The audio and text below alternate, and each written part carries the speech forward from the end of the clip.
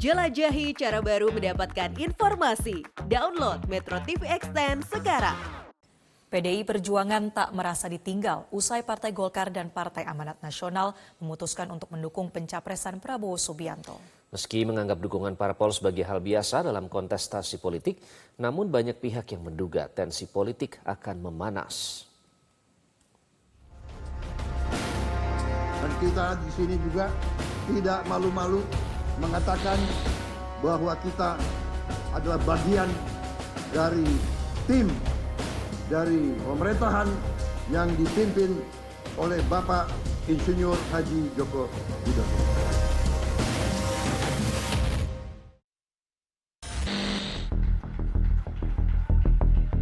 PDI Perjuangan angkat bicara terkait keputusan politik Partai Golkar dan Partai Amanat Nasional yang berkoalisi dengan Partai Gerindra dan PKB mendukung Baca Pres 2024 Prabowo Subianto.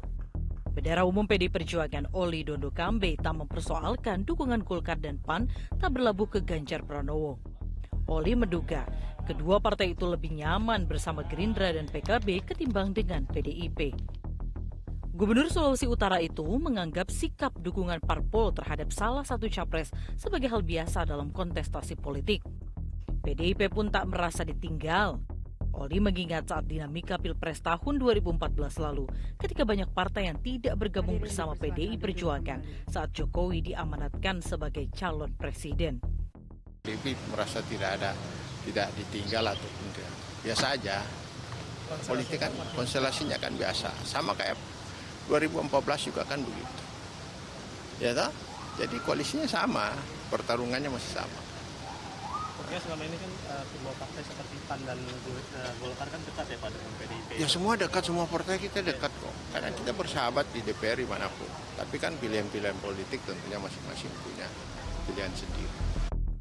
Sementara itu, analis politik Lingkar Madani Ray Rangkuti menyebut sulit untuk tidak menyatakan bahwa ada tangan Jokowi dalam pilihan Golkar dan PAN yang bergabung bersama Gerindra dan PKB.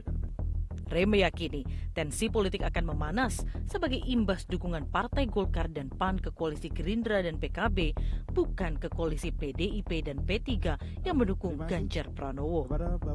Saya kira 1 tahun ke depan ini akan panas situasinya. Ya saya nggak tahu, tapi ya kita akan lihat nanti karena kalau kita baca misalnya respon PDI Perjuangan, meskipun mereka tidak mengatakan secara terbuka menyayangkan situasi ini, tetapi ada kata bahwa mereka tidak melakukan intervensi politik kepada partai politik yang lain gitu. Itu bagi saya semacam sinyal bahwa ada sesuatu yang berada di belakang layar, di mana kemungkinan intervensi politik terjadi bagi partai politik sehingga mereka akhirnya menjatuhkan pilihan bukan kepada koalisi PDI Perjuangan. Meski banyak parpol yang meminta pandangan politik dari Presiden Joko Widodo untuk pemilu 2024, baik Golkar maupun PAN sama-sama membantah sikap dukungan kedua partai itu bukan atas arahan langsung dari Presiden.